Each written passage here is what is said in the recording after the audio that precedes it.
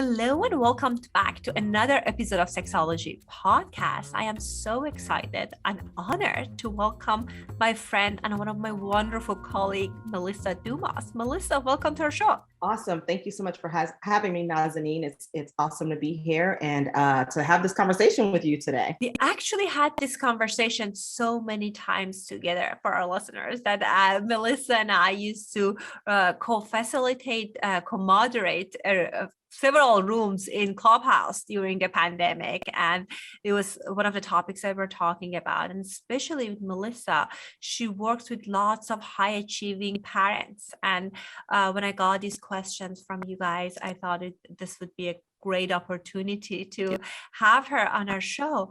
Well, Melissa, tell us what do you see is common among parents when it comes to their intimate life? One of the things that I see that's common is the shift or the change that will take place once a couple decides to become parents.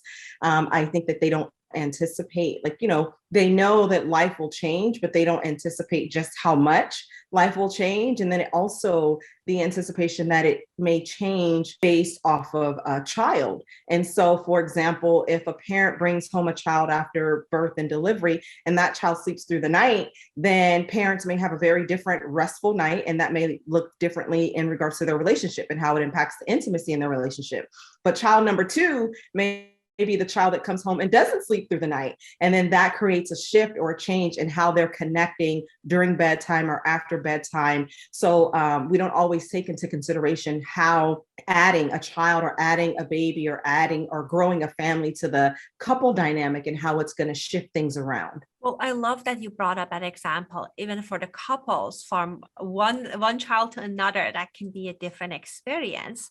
And with that, I can imagine even like people at times, they have special needs children, or their children going through a tough period of time. And I've seen a lot in my clients that when one of the partner feels that their partner is not having their back, they're alone in doing chores, they're alone in kind of taking care of the child, they are not going to be open about having sex. They feel resentful, or at times they might even unconsciously weaponize sex. So is that something that you have seen as well? I have seen that. And one of the culprits to that is we go into this season or this chapter of our relationship or our marriage or our partnership with these unspoken expectations. And, and we here in America live in this society where there's these very gender specific roles that a man is supposed to play or a woman is supposed to play, or who's more maternal or who's more paternal. And if we are not speaking about those roles and what they look like in our specific family, we may find ourselves knowingly or not knowingly ascribing to the rules or of the society or the expectations of the society. And one of those biggest shifts is when one partner decides to be a stay-home parent with the children or with the child, then that creates a shift in the family dynamic as well. One of the most common ones that I've seen is that the stay-home partner is, quote, air quotes, responsible for all the home duties and all the child duties. And if that hasn't been communicated, then that can absolutely build some resentment or build some unspoken expectations. And then absolutely, if a partner has used all of their energy throughout the day to tend to the home, to tend to the children, when the other partner gets home, they may have any energy, or they may not, be as willing, as open to connect with their partner. They may feel exhausted. Absolutely. I think, as you mentioned, communication is such a big part of it. I remember a few years ago, I had this conversation with a client of mine, and they were very traditional. And the husband said, I got home and the wife put the child on me because she wanted to go out, but I'm a breadwinner. And he was so mad at that. It's like, I didn't say anything because I was so shocked, but then I was mad at her. So, and again, it's a matter of communication. This is the script I'm having about like this, what's supposed to be a breadwinner, what's supposed to be a homemaker, or what are we doing? Because sometimes also I've seen that also with my clients at times, that we have challenges with asking for help. We think we have to do it all.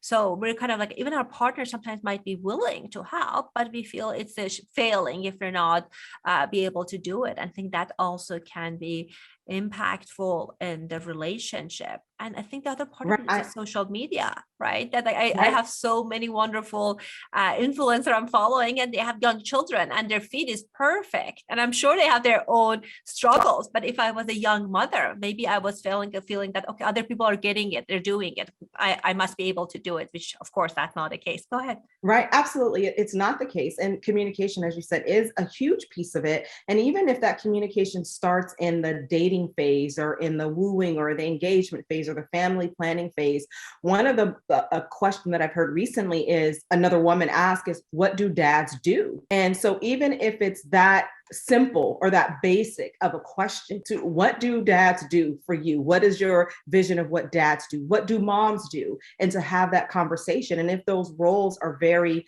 as you used the word earlier, Nazanin, traditional, and one of us doesn't subscribe to those traditional roles, then that's a conversation that we should be having very early on. The other thing too is as we are thinking about, one parent being a breadwinner or more of the breadwinner, does that mean in your relationship that absolves them from all the parenting duties? And that's something to talk about too. Like, yes, you're a breadwinner. However, I would still like help in these ways, which brings me to the conversation about help. You're right. A lot of people, especially ambitious, high achieving client couples, feel like asking for help means that I'm failing. I should be able to do this. I should have the energy, or I should have the knowledge or the wherewithal. And just because we've been successful in so many other areas of our lives doesn't mean there is an area that we aren't going to have challenges with. And I'm of the mindset, as my private practice is called You Help You, that not asking for help is how we're failing. Not asking for help is how we're failing ourselves, because there's so many resources out there from within our household, with our partner, from outside of our household, that we can ask for help. And for the young mom who is scrolling social media and seeing all these beautiful influencer posts, to please remember, it's curated, it's created, it's to give you the Right. It's part of the business marketing for many people. And I agree with you. And I think it's important to think about it the same way that if you want to advertise any kind of business, if you have a company and they're showing like perfect picture of their employee, that would be the same. The other challenge that I see at times with some couples is that finding time to have sex. Like, even if you're divvying up the tasks, you both are involved, the dynamic has changed and also your responsibility has changed. So how can people manage to find time to be intimate? That's a great question. I think that is just like many things that we're talking about today, it is individual based and couple based. I've even recommended to some clients, they've talked about how their children sleep in the mornings, and how in the household, the mornings are so quiet and so still, and that they appreciate that time. And that one of the main complaints has been having sex at night has been difficult because one partner falls asleep. And I said, have you considered morning sex?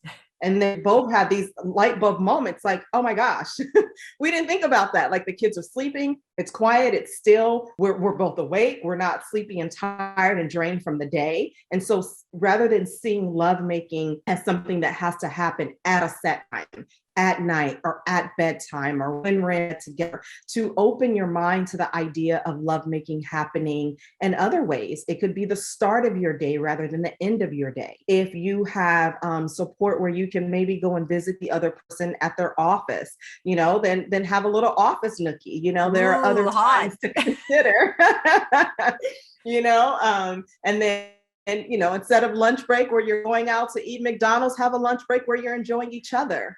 And the other options too are showers. I recommend that to my clients too. Like, both of you have to take a shower. If you're open to having a shower together, having sex or making love in the shower, it may not be traditional as to what it looks like in the bedroom, but it can definitely be a way to still connect. And it could be a way to even add some spice to the relationship, since things may be looking very different as you are welcoming children or you're living life as parents. The other thing too that I've learned from you, Nazanin, is that it's okay to schedule sex. That is something that you shared in a podcast episode that we did together on my podcast. And as much as I know that as a woman, a mother, and a clinician, but when you said it, it was like, yes, sex doesn't always have to be spontaneous. We can absolutely schedule it, and that even though it's scheduled, that doesn't take the joy out of it. We can reframe that sentiment of like, oh, well, it's not going to be as enjoyable. No, what it means is that you are extremely interested in spending this time with your partner and reconnecting, that you want to make it a priority. I love all the point you mentioned. And I think shower sex, just so many great things about it, right? I think there's a part of like, there's an element of people feel uncomfortable about their kind of body and smell and all of that. And also the act of being in shower with someone and so intimate and washing them and all of that can be also very connecting. It doesn't need to be certain kind of sexual behavior. Like I think for parents and many people, they think about successful sex is penetration or kind of like oral sex. Otherwise, it's not sex. But the idea is like thinking about what is the meaning of sex for you guys? If it's about connection, is it about passion? There's just so many different ways that you can explore that doesn't require your body to perform in a way, in this perfect way, because sometimes when we're exhausted, then we have like a huge mental load on our mind. It's hard to be able to kind of be as responsive in our body, but kind of doing a sensual massage in the shower or washing each other, that could be part of your sexual connection that you have. And I think it requires some mental adjustment. I want to hear your thoughts about that.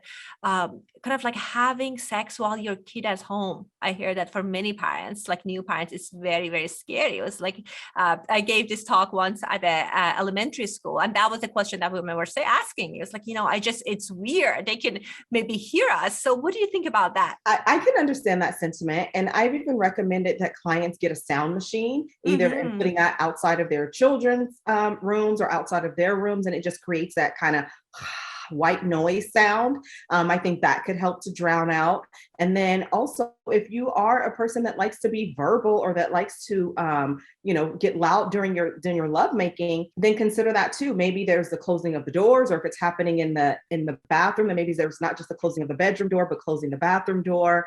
You can play the music, you can turn the television on. That there's so many other ways to create sound so that you still feel comfortable with your lovemaking with your partner. And maybe even you try something new. Maybe you make fun with it and say, okay, let's see who can be the quietest. Whoever isn't the quietest, then they have to, and place a wager on the table. They have to do the next full body massage or something of that nature. The other thing that is common for couples with children is to, if they have the support or the childcare, to schedule date nights, but not just schedule date nights, but to schedule one away in a hotel. And then even if that hotel is local, a lot of times we have this misconception that if I'm booking a hotel, it's because I'm out of town or it's because I've traveled. You could literally book the nicest or, the hotel that's in your budget down the street just to have the experience of lovemaking with your partner without the constraints of I have to be quiet or I have to keep my volume down or I have to remain in the bedroom or in the bathroom, that I don't have the flexibility to go other places throughout the house to make love to my partner. Book a night at a hotel and you can be as free as you would like to be. I think that's such a great idea. And I think can be kind of like adding a level of kind of novelty and excitement. So you can almost bring another part of yourself to this date. Like you can role play. There's so many great potential with the kind of like even doing that minor adjustment. I think can be very powerful. I know that for some of my clients, they have a concept of family bed, that they have their children sleeping in their bed. What are some of the suggestions you have for those couples? I have known couples as well, bed share or that co-sleep up until their children reach a certain age. I've heard a variety of things. I've heard some couples that say they will transfer the children into their own beds for a couple of hours or the amount of time that they want to spend together, and then they'll bring the children back. I have also heard that couples say that they will leave the children in the bed and they will go to another room, or if they are wanting to add some level of novelty to it, then they'll go to the living room or to the kitchen, or if they live in a home where they can venture into the backyard. So that is an opportunity to get creative and to, again, go back to the understanding that lovemaking it's not confined to the bedroom. Lovemaking is not confined to the bed. It could be wherever that you feel safe and comfortable to engage, and as we've been calling, to connect and reconnect with your partner. And so being open to the ideas. And if you even want to make a game out of it, you can even have each of you write the places within your home that you would like to make love, put them in a hat and then draw from there. Like, okay, well, Tuesday night, this is where we're making love.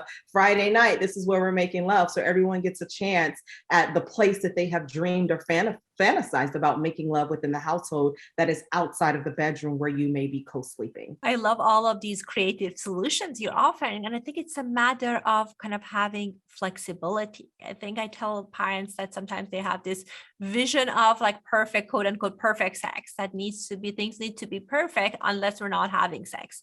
But with having a child and parenting, as long as you are like having good enough sex, I think you're doing fantastic. I tell people like B- sex, it can be great.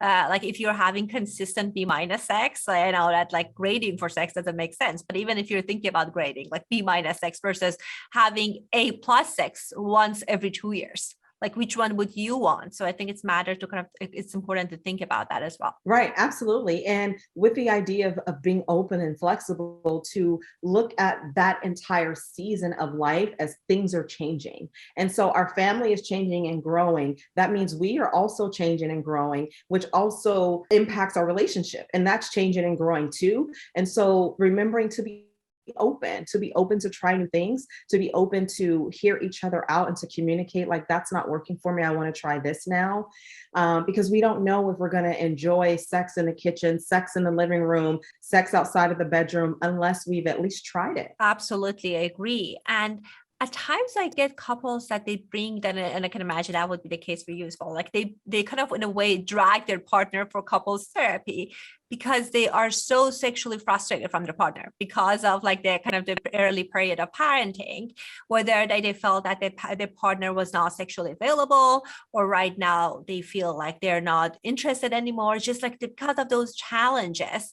And they're not being communicative of those needs can really impact the relationship. So something that was at the early on, it was about sexual frustration. Now it's about you're not a good partner for me, or leads to all sorts of things. So when a partner feels the sexual frustration, how do you recommend them to communicate that with the partner? Of course, it's a very, at times, complicated situation because your partner is attending to kind of your child. So I think it's important to keep that in mind. But tell us, I know like communication is one of those ninja tricks that you have. So tell us some of your ninja tricks. I think that one of the key factors in communicating, and this is something I teach all of my clients, couples or not, is the use of I statements. And if you are listening to this episode and you've heard me speak anywhere else, I am a big fan of I statements. And I think that, commonly when we address our frustration, sexual frustration, or dissatisfaction in a relationship, it is very easy to go to a place of blaming, even if that's not your intent. But the beauty of an I statement is that it automatically puts you in position where you're not blaming, where you're taking ownership over your own feelings. You're taking ownership over expressing your feelings and letting your partner know how you feel and the reason that you feel that way. And that opens the communication up, rather than closing it and shutting down. Because naturally, if someone feels blamed for how you feel, then they are going to get defensive, or they may shut down themselves, or they may find ways to defend themselves. And so if I say, I feel really sexually frustrated because we have not been making love the way that we used to, or making love as much as I desire, then that opens it up. But if I say, you make me sexually frustrated because you're not having sex with me, then it's like, well, what did I do? All I did was have a baby, and it's easy to then want to defend ourselves or to feel like our partner doesn't understand. And so if I can use an I statement, then I open up the communication and I allow room for compassion. I allow room for empathy, and I allow room for both of us to talk and share about where we are, because the other partner may be feeling the same way, but maybe their sex drive is low. Maybe they're, and if it's a woman, who just had the baby, maybe it's her hormones that are still balancing back out, because postpartum is a big thing too, and there's a big shift in a woman's hormones. And if it's a mom who's nursing, that can play an impact in her as well. Me being a mom of 3, I know that feeling of like children clamoring all over you all day long, or even, in full transparency, being a mom of 3 who nurse, that feeling of like, I just want my body to myself. But your partner doesn't know that if you haven't openly had that communication. If your response has been push away, I don't want to, without communicating as to the reasons why. I think so many great point that you mentioned. I think all of them, those are very valid and important. And I think also for people to think about, hearing someone doesn't mean you have to do something about it. You have the choice of doing something about it.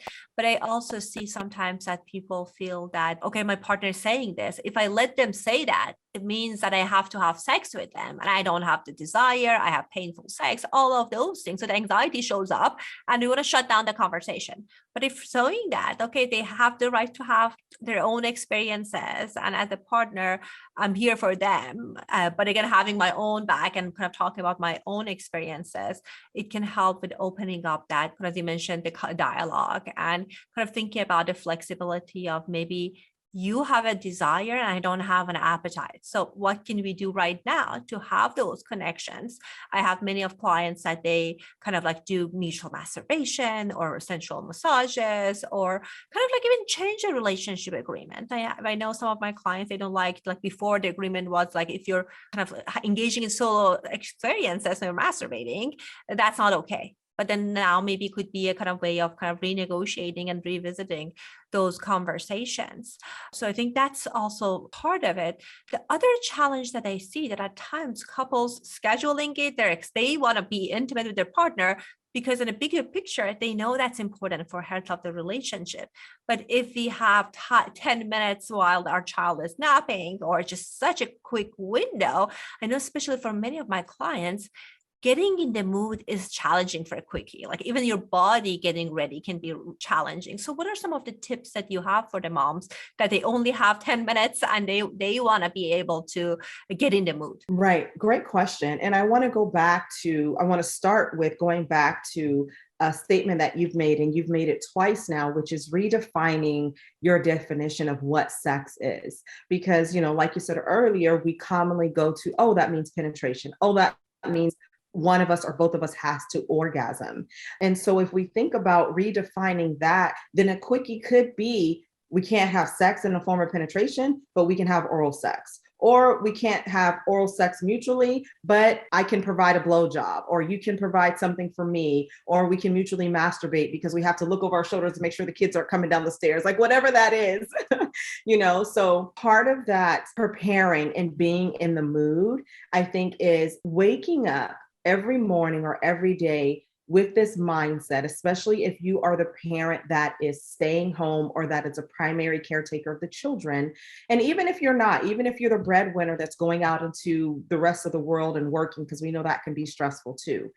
When you wake up, being intentional about savoring some part of you mentally, emotionally, physically, that you can save for yourself and that you can save for your partner. So ultimately, not starting your day with this attitude of giving all of yourself away. I'm a big fan of, especially for clients who are good about neglecting themselves, good about putting themselves on the back of the self-priority bus. Find some ways to lock in where you can savor some of you for yourself and or for your partner. And so that can be one way, knowing that, okay, I'm going to go to work or I'm going to tend to these children today, but I'm going to use my energy differently because I want to spend time with my partner later. That is one way. Another way is to think about it like if you were preparing a meal, some dishes that you prepare cannot be cooked from frozen. And so with that mindset in mind, that like, all right, I have to turn on the oven X amount of minutes early, or, oh, I have to pull it out of the freezer to unthaw it. Knowing your partner well enough, what does it take to unthaw them? And are there some things that I can be doing throughout the day to turn on the oven or preheat the oven before I'm ready to bake? What are some things that I can do throughout the day to start unthawing that frozenness to prepare for later? And that can be by speaking their love language throughout the day. That could be by flirting throughout the day. That could be by communicating or dropping hints like, hey, babe, we haven't made love in a while. I'm hoping that tonight that we can do that.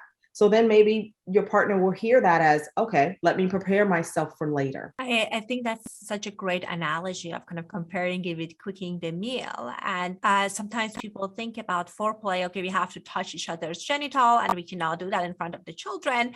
But what you said, that exactly makes sense, that it could be seduction can start from the morning. You can text each other sexy pictures, sexy kind of like do some little bit of a sexting, can do like some kind of like massages, like non-even sexual massages in the morning. So you are preparing yourself and your partner's mind and body for sex, and you're building this anticipation. I think that's really important. And also kind of communicating that you care for them. One of my friends, she's saying that whenever my husband starts washing dishes at night, I know that we're going to have sex.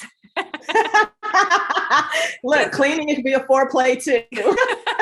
Right, like doing chores can be right, a exactly. foreplay. And I think one other piece of it, I know we're laughing about it, but if you're helping your partner to have less on their kind of mind and less pressure, so they have more physical ability to show up for you. And of course, that's not going to be like only reason that you're doing it, but it can help if you feel less exhausted. So I think that could be part of it. And the other part is kind of like foreplay can start alone. I work with lots of moms that they say like my husband is not good with kind of like sending sexting, or their love language is not through kind of like writing things for me or sending visual things. But you can start listening to maybe some steamy erotica podcast yourself, or you can start like reading your favorite kind of like a book that it turns you on. You're watching your series that is really steamy and exciting in the morning. So you can have your own ritual, whether your partner is going to be able to be part of it or not.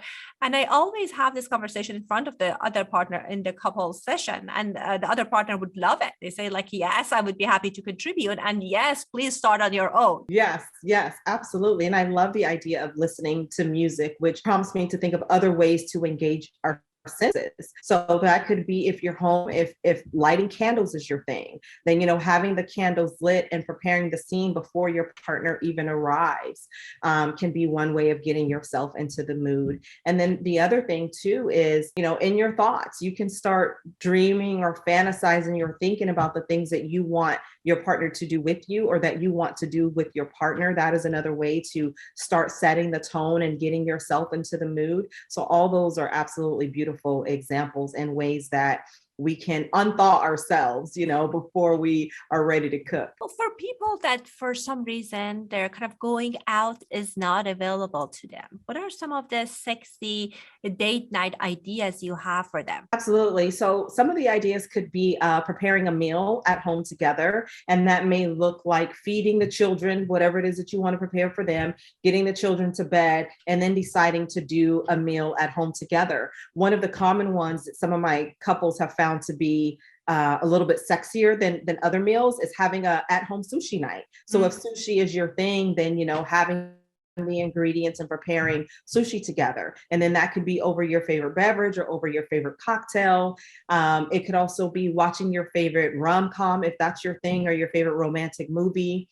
Another one that we just mentioned is lighting candles, playing music. So finding ways to engage the senses at home, a game night at home together. And there's so many fun games out there for couples. There's some of my favorites to recommend to couples are these card games where you get to pull questions and then you can ask each other certain questions. And so one thing I tell my couples, I said, it's also okay to stack the cards. You can stack them so that you get to the good, hot, and juicy questions right away, rather than hoping that you're going to get to that question. So one of you or both of you could, sneak into the card stack and just stack them. Another one is, I'm a big fan of offering up a wager, like, okay, we're going to play this game. Whoever wins the top three times, then they're eligible for a massage, or they're eligible for pleasure without, feeling like they have to return pleasure and return to their partner. So there's little fun ways that you can add wages to it. Or one of the traditional ones, I don't know how to play poker, but strip poker, or it could be strip whatever the game is. All right, we're playing tic-tac-toe. If you win this round, then I have to take off one clothing item until we look up and we're both nude, and now we're in the mood and we're going to get going. So many great tips. One of my clients, she was saying that one thing that was really helpful for them was she was cooking naked, and that drove their partner wild. And so I the love it. other idea is that like blindfolding your partner and like making them, Yeah. asking them guess what is this ingredient, and kind of, it could be a playful all sorts of thing that doesn't cost anything. And sometimes people have different interests, so you can kind of take turns. So this night is your night and the other night is mine. You were talking about playing cards, maybe because we're therapists. I personally love those cards. And my husband doesn't like it as much. Like I pull the card, I can talk and talk about it. And Right, it's like, exactly. he's saying like one sentence. But I think the idea of, okay, so this night is my night, so we can play card, and maybe Friday is your night, and we can maybe watch some porn if that's okay for us, and we can kind of like, that could be part of it for us. If you're, of course, you don't want to expose children to that, but if you have like children are out of the house, or for any reason you have privacy, or could do the strip poker as you mentioned. And what a hot idea of having this exchange, right? That like kind of having all sorts of fun sexual thing that you can do. One of the sex educator that I follow, she talks about these 2 minutes gifting your partner thing. So maybe the game could be like you're doing this 2 minutes and then I'm doing this for 2 minutes. So it could be kind of like doing different kind of like sexual or sensual things. Of course, you can always negotiate, but that's also something that can be kind of helpful and hot and unexpected. Because I think the main challenge that many people have in long-term relationship, when you have a child or not, that early dopamine is no longer there. And sometimes people feel that's a death of the romance. But what I say is just a matter of, it requires more intentionality. Right, absolutely. It does. And even if you think about it from the perspective, if you are into fitness or working out, if you're consistently doing the same workout to the same muscle, the muscle's going to create memory. It's like, all right, I'm not responding to that anymore because I already know what that's about. And so you have to do a little bit of muscle confusion or try something different, or a different workout or a different level of weight to continue to get results. And so very similar concept in your relationship, as you're being intentional with harming or providing health to your body, being intentional about providing health to your relationship, to the love making, to the intimacy. All those things are important. And there's also, a lot of fun novelty ideas out there. So even if you have the freedom to venture out together to a novelty store, an adult novelty store, if you don't have the freedom to venture out together because of childcare, then maybe one of you going and picking up something, to bring back. That can be an element of surprise, and that could be a way to mix things up, or as we call it, spice things up. Another one of my favorites that I've seen and I recommend to couples are the coupons. Stores sell them, so you can find them online, you can find them in novelty stores, and sometimes the coupon is, oh, you owe me a massage, or you owe me this or that. Or you can also create your own if you want to get super creative and do some things that you and your partner would appreciate, or some things that you and your partner have been wanting to try. So having an exchange of coupons, or just kind of randomly leaving a coupon on a nightstand, is another way to invite intimacy and fun and excitement into the relationship. So many great options. I think it's just a matter of kind of like willingness, that if I'm willing to do this for myself and for my relationship, I think that's a big part of it. And Melissa, I know you have a best-selling book that is kind of more of this, and you have your own podcast. So I bet many of our listeners will learn more about, they can find you. So tell us more about that. Awesome. Thank you. I do have a book. It is called The Love Challenge. It's The Love Challenge, 30 Days, 30 Ways to Increase the Love in Your Relationship. And it was literally made for the busy, ambitious individuals, the couple who have children, but they're looking for ways to continue the fire, or to continue to grow the fire in their relationship. And so each day is a bite-sized idea or task that you can do to invite in more love. But it's also written in a way that you could be doing the love challenge on your own and your partner doesn't even know, and you'll see a shift, or you'll see a change. So that's called The Love Challenge, 30 Days, 30 Ways to Increase the Love in Your Relationship. You can find it on Amazon, Barnes and Nobles, or anywhere else that you purchase books. The other thing that you mentioned, my podcast, is called The Hats Podcast. I have a co-host. Her name is Carrie Harper Howie, and she and I literally talk about every hat that busy, ambitious people wear. We've had Nazanin on the episode to talk about the sex hats. We've also had an episode recently where we talked about the networking hat, and we've talked about the mom hat, the wedding hat, the marriage hat. So many different hats, just to help to provide real tips and real life stories about all the ways that we show up in the world and all the busyness, in that, and how to make time for ourselves and pouring back into ourselves and acknowledging that wearing all these different hats can be hard. And I know that you wear so many of them so well. That's why I wanted to have you in my show, because sometimes people feel like we all sometimes therapists, mental health practitioners are good at preaching. Like, you got to do this, you got to do that, but there are not that many people that practice it. But being friend with you and being close with you, I see that you are prioritizing and kind of like prioritizing connection, you're prioritizing health, all of that. And I think it's helpful to hear from a therapist and also someone that's managed it well. So I think sometimes it's just a matter of getting those tips and strategies. So the book is fantastic. The podcast is great.